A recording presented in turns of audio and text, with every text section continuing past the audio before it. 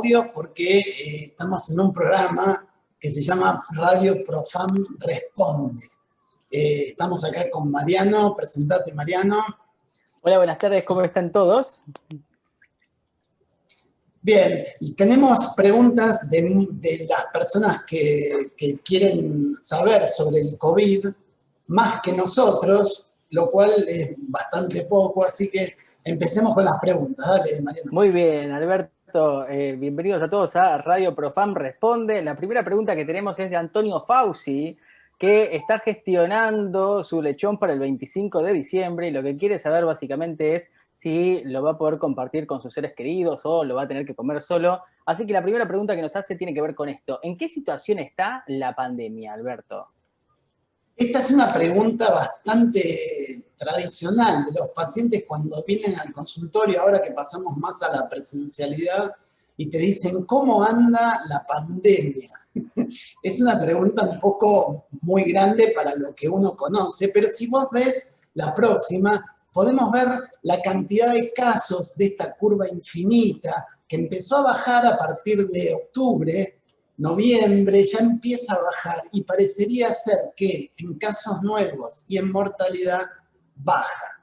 Y baja bastante bien y quizás en los meses del verano baje. Lo que no quiere decir que esto tenga esa tendencia permanente. Si ustedes ven, por ejemplo, en Italia o en Europa, para no particular en un país, pero estas son las curvas de Italia, van a ver que la curva a partir de los meses de invierno, de otoño, perdón, que son los meses más húmedos, el virus comenzó a tener mucha más penetrabilidad, con un aumento de nuevos casos. Y si bien no hubo la cantidad de muertes que tuvimos en la primera ola, sin duda que la cantidad de muertes hizo que se cerraran muchos de los lugares en toda Europa, Francia, Inglaterra, España e Italia. Bueno, dale, ¿qué otra pregunta tenemos? Bueno, la siguiente pregunta tiene que ver un poco con esto, ¿no? ¿Sirve el tapabocas? Yo creo que en función de lo que venías diciendo vos hace un ratito, la pregunta que se hace, ¿sirve el tapaboca? Es como para habilitar de poder dejar de usarlo o decir, bueno, la verdad es que me molesta. Entonces, la pregunta de la eficacia del tapabocas viene por ese lado a veces, ¿no? ¿Lo puedo dejar de usar o no lo puedo dejar de usar? Tan importante es el tapabocas. Y la respuesta un poco tiene que ver con varias cosas. Nosotros sabemos que el coronavirus se contagia a través de partículas que se liberan a través de aerosoles respiratorios y que más o menos alcanzan un radio de 1,5 metros, 2 metros. Fíjense que acá lo que trata de mostrar esta animación es la importancia del distanciamiento, ¿no? O sea, de mantener estos 2 metros de distancia para con cualquier otra persona es una forma de no entrar en contacto con esos aerosoles. Pero otra forma también de minimizar el riesgo de contagio, obviamente, es poniéndose un tapabocas que permita reducir la cantidad de aerosoles que libera cada persona. Fíjense la diferencia abismal que hay en los aerosoles en una conversación como es la de arriba, que ninguna de las dos personas tienen máscaras, comparado con la de abajo de todo, en la cual las dos personas que intervienen tienen la máscara, ¿no? Y esto lo traemos a colación básicamente para recordar que además del tapaboca y de la distancia, hay otras cosas que entran en juego. Una de ellas es la intensidad con lo cual la gente está hablando.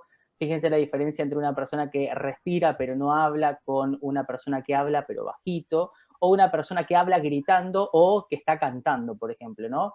Y otra cosa que tiene que ver con esto, tiene que ver con el tiempo de esa exposición. No es lo mismo estar 15 minutos que más de 1 hora. Entonces, básicamente lo que queremos mostrar con esto es la importancia del tapabocas. No es solamente el tapabocas solo, sino que son muchas cosas: estar en espacios ventilados, mantener el distanciamiento, tratar de reducir la cantidad de personas y el tiempo de exposición a esas personas, y obviamente tener en cuenta esto, ¿no?, de la intensidad con la cual está hablando esa persona. Lo importante de todo esto, te diría, es, así como antes de la pandemia le preguntábamos a todos los pacientes si fumaban o no fumaban, y cuando se iban a todo el mundo le dábamos consejería para cada ejercicio, hoy creo que por ahí es importante también mantener la consejería para reafirmar en este momento en el cual la gente está tan cansada de la pandemia en general, recordar la importancia de cuidados tan básicos pero tan efectivos como ni más ni menos que el cubrebocas. Sí, siempre que cuando el paciente se va hay que decirle al paciente que use el tapabocas siempre y en todo momento, y para nosotros tiene que ser el caballito de batalla para todos los mensajes. Muy bien, ¿qué otra pregunta? Bueno, nos escribe también Julieta de Jujuy. Ella la pregunta que tiene que ver con algo muy puntual. Dice, Alberto, ¿sirve que me haga los anticuerpos? Se viene en la fiesta, yo me quiero juntar con Antonio Fauci para comer el lechón que estaba planificando. Y lo que yo quiero saber básicamente es, si tengo los anticuerpos, me dejo de preocupar, me saco el tapabocas, dejo de esperar la vacuna, vuelvo a mi vieja normalidad porque sé que tengo la inmunidad para el coronavirus. Entonces, Alberto, ¿me puedo hacer o no me hago los anticuerpos, así me quedo tranquilo? Decí que te vas con mi hija. Es interesante porque los pacientes siempre quieren hacerse los anticuerpos pensando de que esa situación los libera, inclusive pueden ir a ver a sus padres o a los abuelos, etc. El punto es que la OMS siempre recomienda no usar los anticuerpos como un diagnóstico de infección aguda, por supuesto, no es un diagnóstico de infección aguda. Se recomienda en casos altamente sospechosos con un PCR negativo o diagnóstico de pacientes con presentación tardía, síntomas prolongados que vos no tenés datos como para asegurarte, o en estudios de cero vigilancia. Pero recordá que los anticuerpos fueron producidos rápidamente en laboratorios, con una carrera de laboratorios uno tras otro, y definieron un montón de falsos positivos y falsos negativos. Quiere decir que si el paciente se hace los anticuerpos y tiene anticuerpos positivos, pueden ser falsos positivos. Quiere decir que siempre tiene que usar el tapaboca. Y si da positivo y es un verdadero positivo, no sabemos cuánto dura esa inmunidad, de manera tal de que va a tener que seguir usando el tapabocas. Quiere decir que anticuerpos no tiene ningún sentido, y el mensaje es siempre el mismo: cuidarse con tapaboca, distancia social, lavado de manos. Alberto, te interrumpo un segundito por ahí para recordarle a la gente que estamos sorteando el perro chileno que sabe detectar COVID a través del olor de la transpiración de la gente, y vamos a estar sorteando también el cubrebocas de cuero ecológico de Profam, ¿no es cierto? Sí, el perro chileno es un mastín de 2 metros de alto, más o menos, así que cualquier cosita, si no lo quieren, igual se lo damos. Adelante. Bueno, esta pregunta va un poco de la mano con lo que decías vos recién, ¿no es cierto? Bueno, cuando tengamos la vacuna, efectivamente ahí sí, ¿cuándo vamos a dejar de usar el tapabocas? Cuando tengamos la vacuna, ¿no es cierto? Y la verdad es que esa me gusta.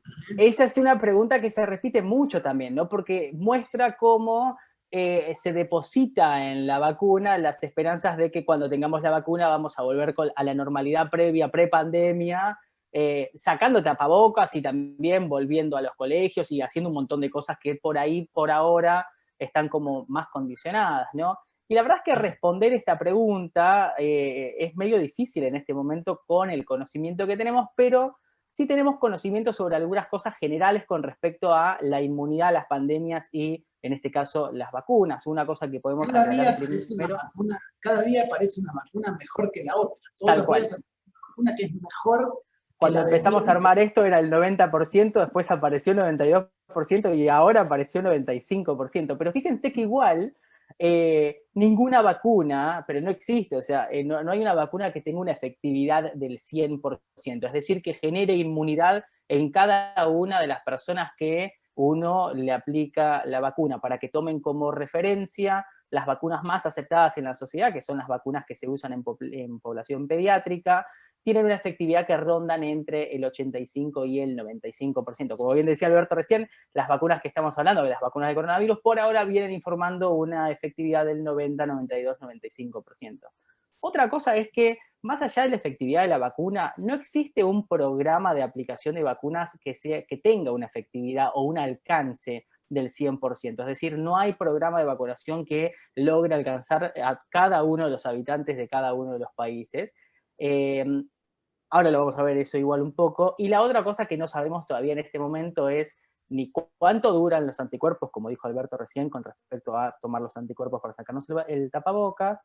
Y la otra que no sabemos es a ciencia cierta todavía, y nos falta mucho recorrido para saber cuál es el impacto real de esta vacunación sobre la morbimortalidad, ¿no es cierto? Entonces, Por ahí, esto que les tratábamos de decir en conceptos es mucho más fácil si lo vemos en números. Imagínense que yo tengo una población de 100 personas a las cuales tengo una efectividad, un alcance del 80%, es decir, logro vacunar a las 80 personas que están pintadas en rosa hacia la izquierda, y ya de por sí me queda un pool de 20 personas que nunca recibieron la vacuna.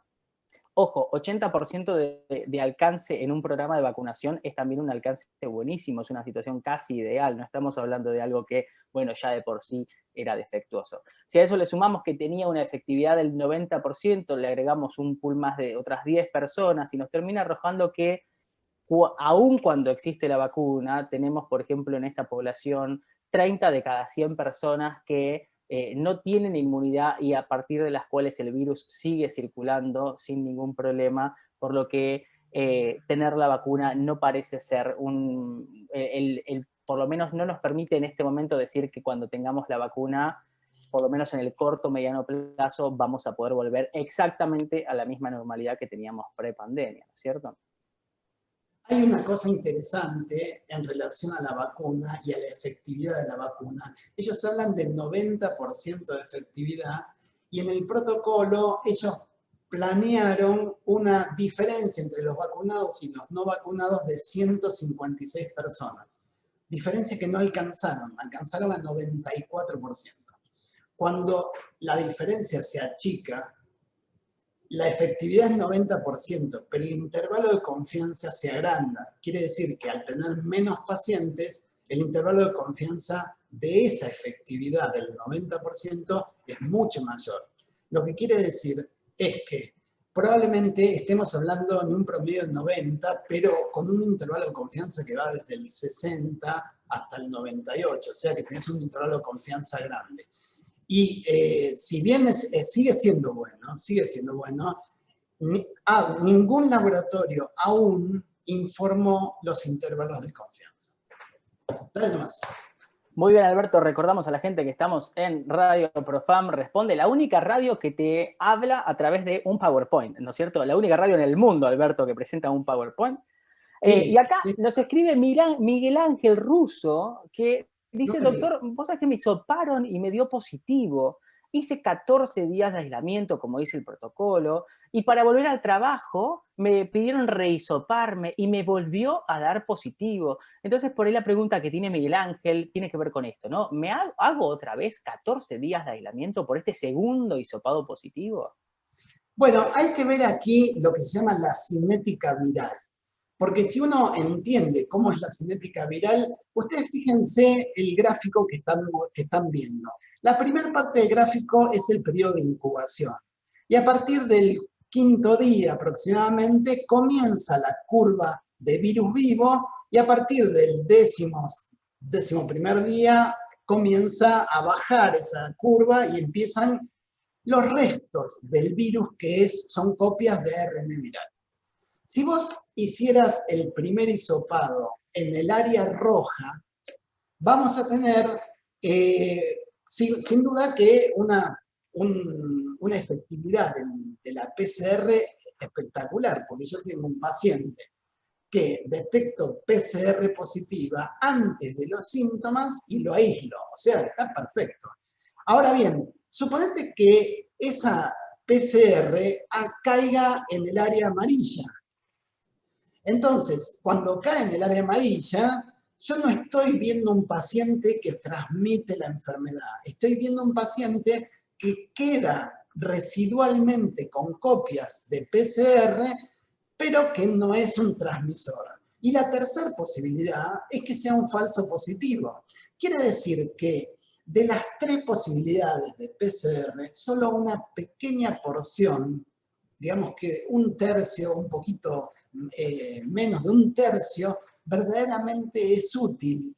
Las demás son situaciones donde o ya se dio o la curva está en descenso.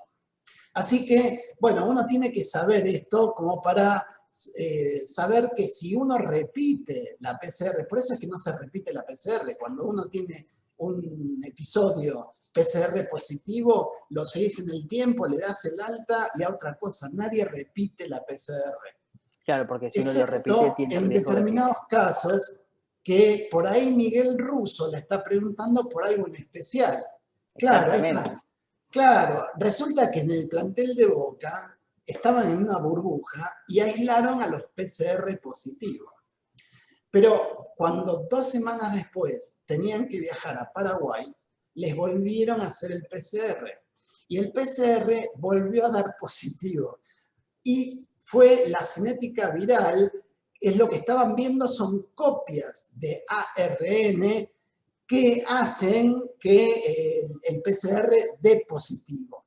Pero no tiene nada que ver con la infección. De por sí, los jugadores viajaron igual y jugaron.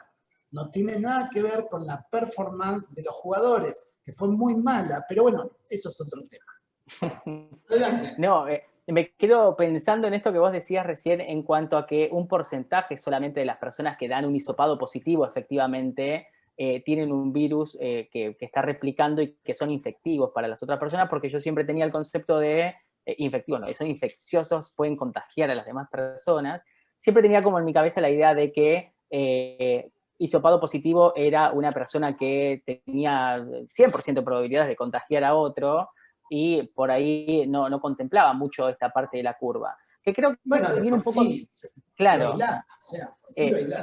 Uno, claro, lo termina aislando, pero por ahí no había pensado en eso, y de hecho cuando vos hablabas de esto también pensaba, ¿no? Porque cuando empiezo en esta cosa lineal de pensar cómo el hisopado positivo contagia y punto, sin pensar en la posibilidad de que caiga acá en esta zona amarilla que vos comentabas, pensaba un poco también en la cinética de transmisión, ¿no? Cuando hablábamos del índice R, cuando hablábamos de qué nivel de contagios hay en la comunidad, y yo ahí también pensaba, ¿no? Porque por lo general uno cuando habla de el índice R, lo que yo pensaba era, por ejemplo, un índice R de 2, lo que yo decía, bueno, cada contagiado contagia a 2 personas y sucesivamente esas 2 personas contagian a 2 más, pero después apareció un concepto nuevo que era el de los superpropagadores, y que también choca también con esto de decir, bueno, no todos contagian a 2 personas. De hecho, muchas personas directamente no contagiaban a nadie, o sea, con ese hisopado positivo, ¿no es cierto?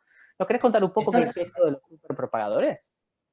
Sí, este es un concepto muy nuevo y habla de que esta linealidad donde uno contagia a 2 y hay una R de 2 o una R de 3 no existe como tal.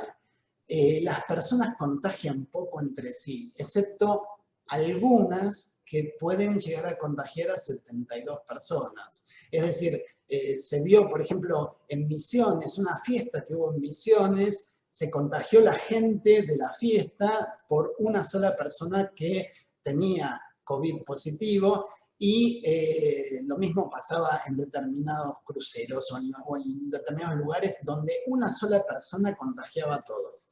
Y el concepto más importante de los superpropagadores es que el rastreo del caso es muy importante para ver quién fue esa persona que contagió a 72 personas. Es decir, aquí cobra una real importancia a dónde va dirigido todo el rastreo para que puedas detectar a esa persona que está contagiando a muchas personas.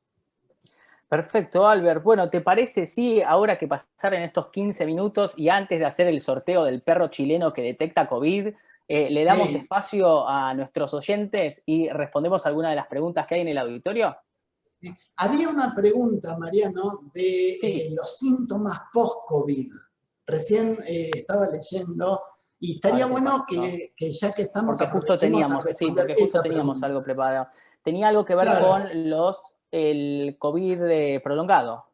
Sí, es muy interesante eso del COVID prolongado porque ahora vienen los pacientes cansados, con palpitaciones, con falta de aire, mareados, y como tuvieron COVID, todo se le adjudica al COVID.